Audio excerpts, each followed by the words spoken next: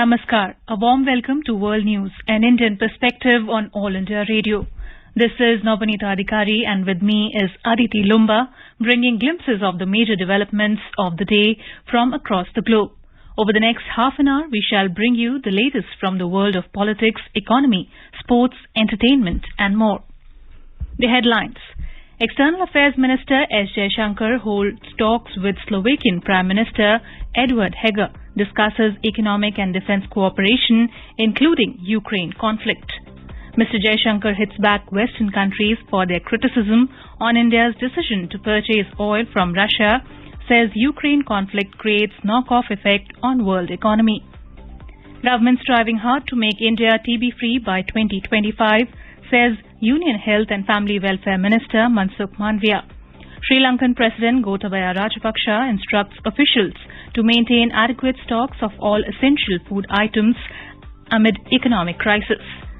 Indian Grandmaster Vishwanath Anand defeats China's Wang Hao in third round in Norway chess tournament. And in French Open tennis, Rafael Nadal enters into the finals after Alexander Zverev leave the match due to injury.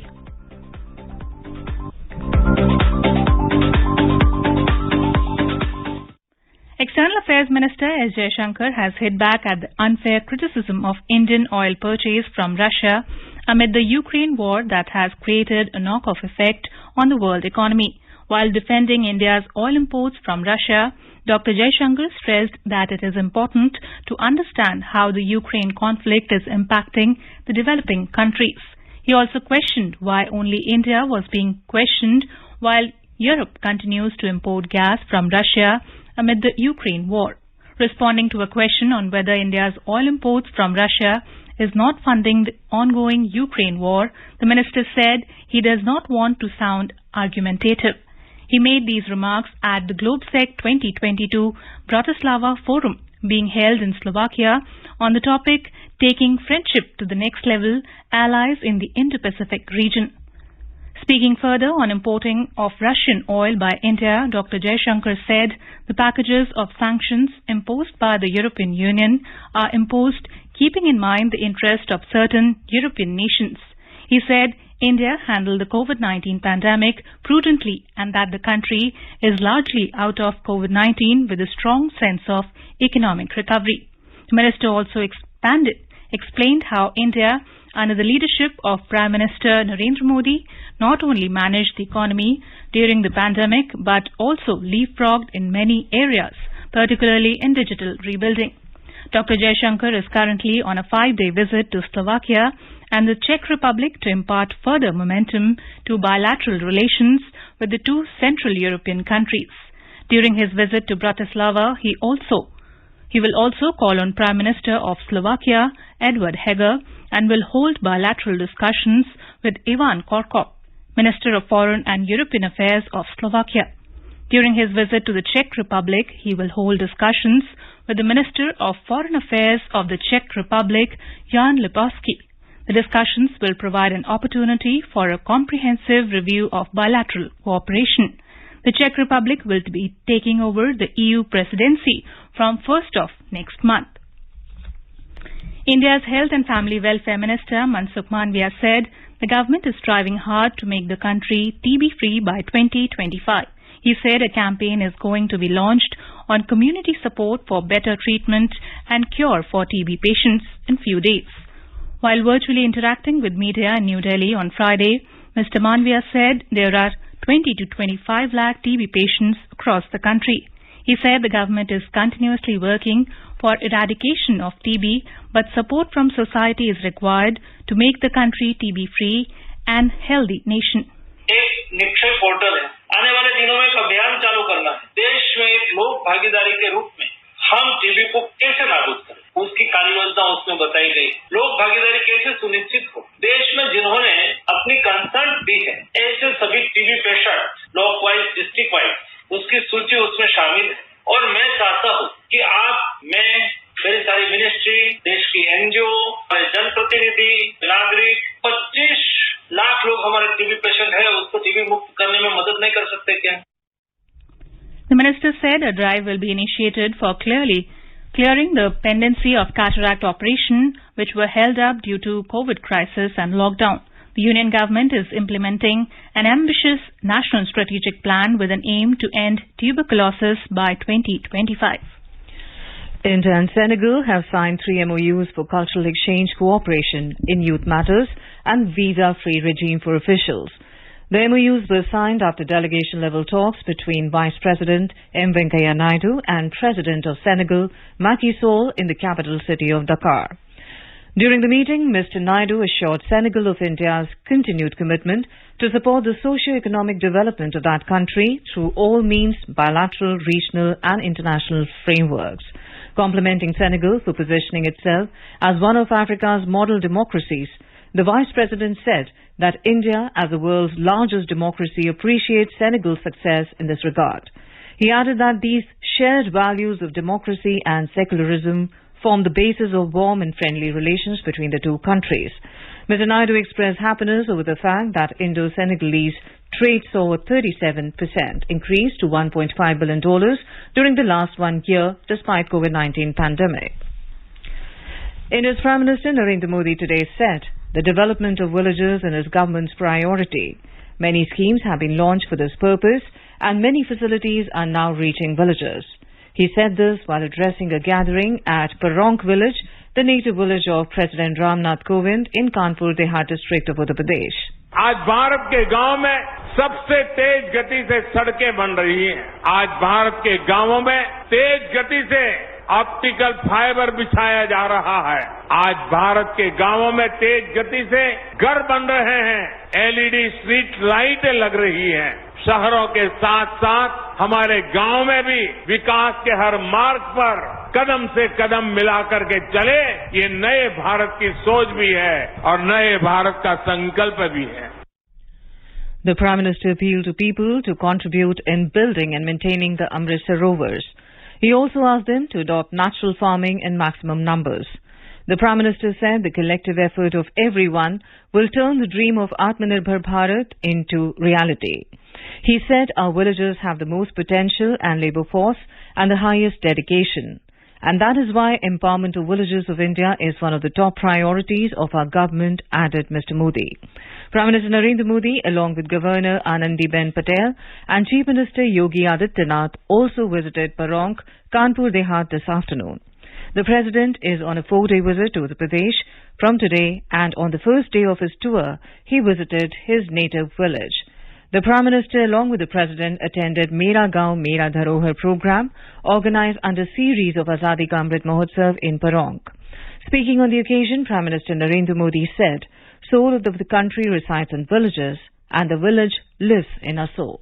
हम कहीं भी क्यों न पहुंच जाएं, बड़े बड़े शहरों या दुनिया के किसी भी कोने में क्यों न बस जाएं, अगर हमने अपने गांव को जिया है तो हमारा गांव हमारे भीतर से कभी नहीं निकलता है। वो हमारी रगों में बस जाता है, वो हमारी सोच में हमेशा रहता है। हम इसलिए कहते हैं कि भारत की आत्मा गांव में बसती है, क्योंकि गांव हमारी आत्माओं में बसता है। In today's hotspot section, we bring you a discussion on Indian team in Kabul to oversee humanitarian operations. In conversation are Rakesh Sood, former diplomat, and Sanjay Jha, journalist. India and Afghanistan have a strong relationship based on historical and cultural links. The relationship is not limited to governments in New Delhi and Kabul, but has its foundations in historical contacts and exchanges between the people. In the recent past, India-Afghanistan relations have been further strengthened by the strategic partnership, in 2011. But last year, after Taliban took over, India left Kabul. But for the first time since Taliban takeover, India has now sent an official delegation to Afghanistan. Taliban Foreign Minister Muttaqi hosted the Indian delegation for a meeting focusing on bilateral diplomatic relations, trade and humanitarian aid. Ambassador Sood, how do you see this reaching out to Afghanistan's new dispensation, the Taliban administration in Kabul? It is a good development. I think it has come very late. We were forced to close our embassy because we had established no contacts with the Taliban, even though the Americans were talking to them, the Europeans were talking to them, the Russians were talking to them, the Chinese were talking to them, the Saudis and the UAE and Qatar were talking to them. But somehow we had limited our options by talking only to the government in Kabul. And that is why when the government in Kabul collapsed on 15th of August last year, we were left with no option but to close our embassy, because at that time we had established no contacts with the Taliban. However, after that, we have had, I think, some kind of a rethink. And that is why it has taken some time, and that is why I think a delegation has now gone. It is quite clear if we look at some of the recent statements made that, we also hosted the Regional Security Dialogue of the National Security Advisors in November last year in Delhi. Our National Security Advisor, Mr. Doval, was recently in Dushanbe for another meeting of the National Security Advisors on Afghanistan. And I think it is quite clear, as you said, that we have a strong people-to-people relationship. We also have the proximity dictated by geography. So I don't think we can afford to ignore Afghanistan or the Afghan people, and especially when they are passing through a crisis, and which is why the government has made it clear that it is providing humanitarian assistance. At the same time, we continue to have concerns about the Taliban and their ideology, and therefore we will be very cautious in terms of any decision regarding the opening of the embassy, even on a skeletal basis. I think that would be a little premature at this stage. But the Taliban have been making statements saying that they would like India to come back, assuring India of full security, which is why we have made a first opening by sending a delegation to Kabul. Ambassador Sood, as you rightly pointed out, this sending of delegation is a bit late. Now, and unlike many countries, India has been hesitant in exploring engagement with the Taliban and ended up obviously withdrawing from the country. But it has a legitimate interest in the stability of Afghanistan and enjoy a goodwill among all the communities. And the visit is significant because it signals India's decision to engage with the Taliban leadership, which like most countries, it has not recognized. So do we see India recognizing Taliban and sort of further deepening our ties, picking up the threads which we had left earlier in Afghanistan? No, I don't think that there is any mood in Delhi for recognition of the Taliban regime. I think for that, there are a number of conditions that we have spelled out. We have talked of the need for respect of human rights, especially for women and minorities. We have talked of the need for a politically and ethnically inclusive government. As you know, the Taliban right now is a very Taliban-dominated, Pashtun-dominated government. And that does not reflect the multiple ethnicities and political groupings that constitute Afghan society. We have also talked of the need for Taliban to cut its ties with all the international terrorist groups.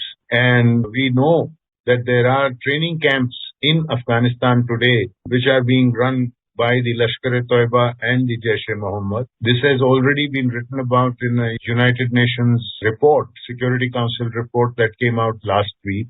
So I don't think that there is any mood to provide recognition. However, I think we will, given the humanitarian crisis, we have committed to provide 50,000 tons of wheat. About 20,000 tons has already been delivered. The balance will be delivered in installments. We have also provided essential medicines. We have sent more than 16 tons of essential medicines and winter clothing during winter months. We have provided COVID-19 vaccines. So our relationship, I think what we are trying to do here is to show that our relationship with the Afghan people remains intact. We will try to help in alleviating any unnecessary suffering that they are going through. Because as you know, their economy has completely collapsed, and that is the issue. So in order to better ensure or organize the distribution of the assistance which we are providing. I think that at this stage, that is perhaps the objective of the visit, and also to gain a first-hand assessment of the situation on the ground. After all, we do hear about bomb blasts in mosques and schools and other places. It's not as if Afghanistan under the Taliban has become a very peaceful country. Ambassador Sood, as you rightly said, the purpose of this delegation's visit is to reassess and check the condition of the people on the ground. But obviously, reopening of the mission and picking up the trade in Afghanistan is a pragmatic approach by India. As if we are not there, then Pakistan will be the predominant player in the country. And India has to respond to its own regional imperatives. And no wonder India has sent aid consignments of feed, medicine, doses of COVID-19 vaccines and winter clothing to Afghanistan. It has even sent vaccines to Iran to be administered to Afghan refugees. So India is in the process of shipping more medical assistance and food grains to Afghanistan. And it's not just after Taliban. India was the region's largest provider of development aid to Afghanistan before the Taliban takeover last year, and had already invested around $3 billion in projects that included schools, roads, dams, and hospitals in the country since 2001. Also the parliament building. So what do you think, what is the road ahead for our development project in the region, in Afghanistan? I think, as you said, this is an exploratory visit, and we will have to wait and see what the assessment is after the delegation comes back. There are almost 15 or 16 countries that have embassies functioning in Kabul, and Pakistan, Iran, Russia, and China, of course. Then the Central Asian countries have their embassies. Turkey has its embassy, which is open. Many of the Gulf Arab states like Saudi Arabia and UAE have their embassies in Kabul. Recently, the European Union announced that they would open an office in Kabul to administer the humanitarian assistance that the European Union delegations is sending. So there are some countries that have opened their embassies. Now, obviously, given the volatile security environment, the security issues are obviously a worrying factor for any embassy, and especially so for the Indians, because you know that the Haqqani network is a big part of the Taliban. In fact, Sirajuddin Haqqani is the interior minister, and although the Taliban have said that they are ready to provide all security, but still we have had some unfortunate experiences where the Haqqani network had attacked Indian embassy in 2008 in Kabul, in which a number of Indians were killed, along with a number of Afghans. In 1999, we had the IC-814 Indian Airlines plane hijacking from Kathmandu, which ended up in Kandahar. And it was under the Taliban, and these negotiations took place, and we had to release some terrorists in order to get our hostages back. So there is a history of a very difficult relationship. We also know the links of the Haqqani network with the ISI in Pakistan. So I'm sure the government will have to take all these factors into account before they take a final decision on whether to establish a permanent presence in Kabul at the moment or whether to just have periodic visits from time to time. Ambassador Sood, you spoke about the human rights condition, the condition of the women. Like the world community, India also has sort of an inclusive government in Afghanistan that allows a role for women and for ethnic minorities, besides freedom for the girls to study and women to work. Taliban has so far not heeded to the global appeal. In that situation, some of our development projects, which are meant to cater to this segment, how will that go ahead? I don't think at this stage we are looking at resumption of any development projects. I think the focus at this stage is only to provide humanitarian assistance to the extent possible. I do not think, because for development projects, there has to be at the bare minimum a degree of peace and stability in the society. Right now, we don't see that peace and stability in society. Ambassador Sood, thank you very much for your time. Thank you.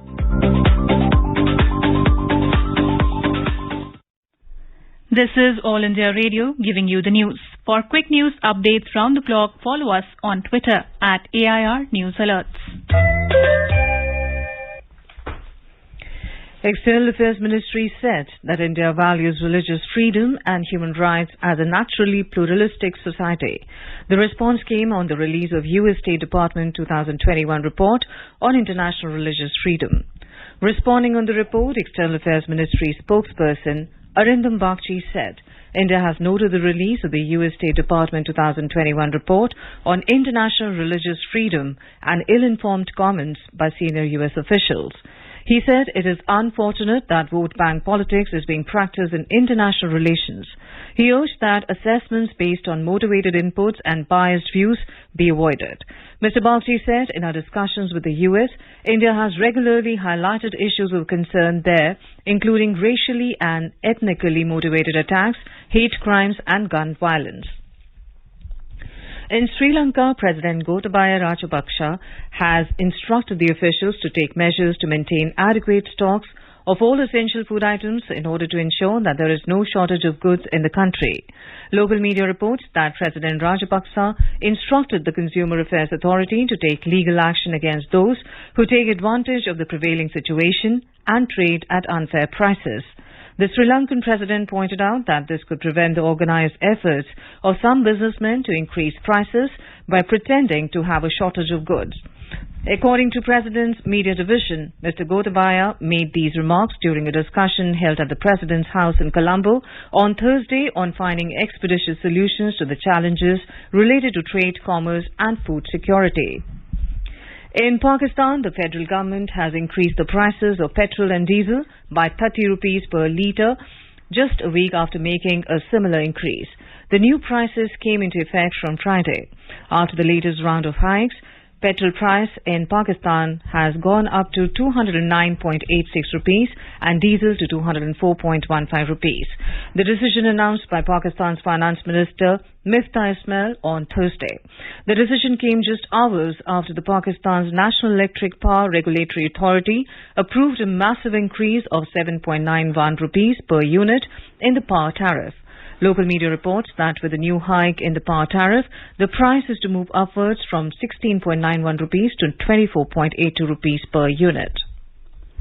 The United States has briefed Dhaka on the newly launched 13-country initiative Indo-Pacific Economic Framework (IPEF) in a joint statement issued after the second high-level economic consultation between the US and Bangladesh held in Washington on Thursday.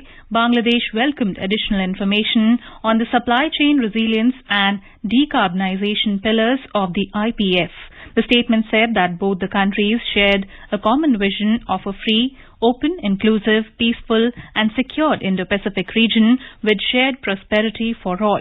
Dhaka has also sought U.S. assistance in exploring its marine resources and further developing the blue economy to ensure environmental protection and economic prosperity.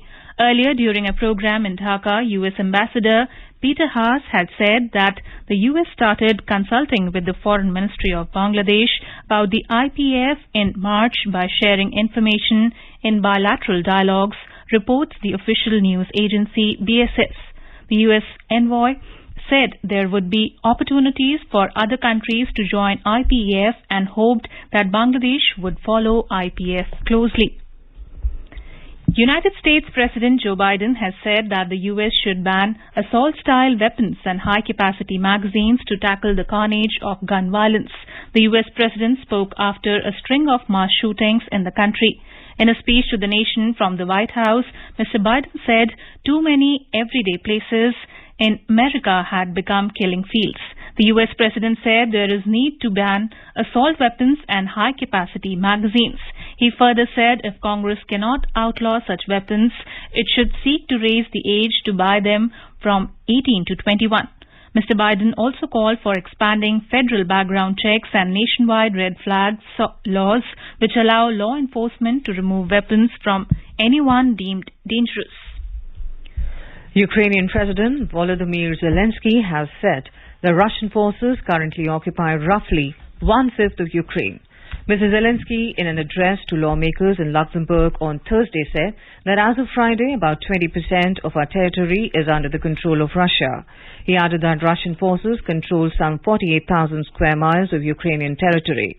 According to media reports, Russian forces have been intensifying attacks on the city of Severodonetsk in the eastern Donbass region. BBC reports that Britain's Defence Ministry also said that Russia has taken control of most of the city. The ministry said Ukrainian forces control the main road into Severodonetsk, with Russia making steady local gains enabled by a heavy concentration of artillery. In Iran, Health Ministry on Thursday said that the country has marked its first day after more than 2 years without a single COVID-19 death. The Iranian Health Ministry and Medical Education announced that no patient died from COVID-19 in the past 24 hours. The ministry reported 175 new cases over the past day, bringing Iran's number of confirmed cases during the pandemic to more than 72,30,000. And now a report from the business world. Sensex lost 49 points up to end at 55,769, while Nifty slipped 43 points up to 16,584. At the global stock markets, Asian shares logged gains. Japan's Nikkei 225 climbed 1.3%, South Korea's Kospi gained 0.4%, and Singapore's Straits Times ended 0.2% up. Trade did not take place in China's Shanghai Composite Index and Hong Kong's Hang Seng Index. European shares traded mixed in intraday trade. Brent crude prices witnessed modest losses. Crude prices slipped after OPEC Plus decided to increase production targets by slightly more than planned, although tight global supply and rising demand as China eases COVID restrictions limited the decline. In intraday trade, Brent crude was trading at around $117.30 per barrel. And in the foreign exchange market, the rupee depreciated marginally by 2 paise against the US dollar. The rupee closed at 77 rupees and 63 paise against the US currency. Arjun Chaudhary for World News, All India Radio. Indian Grandmaster Vishwanath Anand continued his winning campaign in the Norway chess tournament as he defeated China's Wang Ho in the third round to remain on top of the standings. Anand pulled off a stunning win against world number 1 Magnus Carlsen on Monday, followed by 3 straight wins over former world champion Veselin Topalov, Maxim Vanchilagov and Wang Ho. Indian shooter Anjum Mudgul clinched a silver in the women's 50-meter rifle, 3 positions as India moved up to third spot in the medal tally at the ISSF World Cup in Baku, Azerbaijan on Friday. Anjum went down 12-16 in the gold medal match to Denmark's Rik Meng Essen. It is Anjum's second individual World Cup silver in the event. The men's 3P trio Swapnil Deepak Kumar and Goldie Gurjar also won a silver in the team competition. In French Open tennis tournament, Rafael Nadal reached the final after opponent Germany's Alexander Zverev retired hurt in the men's singles semi-finals. King of Clay, 5th seed, Nadal reached the summit clash after 3rd seed Alexander Zverev was forced to retire in the second set following ankle injury. World Bicycle Day is observed on the 3rd of June every year. The day is marked to spread awareness about the benefits of using a bicycle. As per the United Nations, the day highlights the uniqueness, longevity and versatility of the bicycle. The day is observed since 2018 after a resolution was passed by the United Nations during its 72nd regular session of the United Nations General Assembly. Referring to the concept of lifestyle for environment, LIFE, Prime Minister Narendra Modi has shared a picture of Mahatma Gandhi riding a bicycle. He said it is World Bicycle Day today, and who better than Mahatma Gandhi to take inspiration from to lead a sustainable and healthy lifestyle. A quick look at the headlines once again. External Affairs Minister S Jaishankar holds talks with Slovakian Prime Minister Edvard Heger, discusses economic and defence cooperation, including Ukraine conflict. Mr. Jaishankar hits back Western countries for their criticism on India's decision to purchase oil from Russia, says Ukraine conflict creates knock-off effect on world economy. Government striving hard to make India TB-free by 2025, says Union Health and Family Welfare Minister Mansukh Mandavia. Sri Lankan President Gotabaya Rajapaksa instructs officials to maintain adequate stocks of all essential food items amid economic crisis. Indian Grandmaster Vishwanath Anand defeats China's Wang Ho in third round in Norway chess tournament. And in French Open tennis, Rafael Nadal enters into the finals after Alexander Zverev leave the match due to injury. And now, before we end, let us listen to Mahatma Gandhi's favorite bhajan Vaishnav Jan by artists from Slovakia.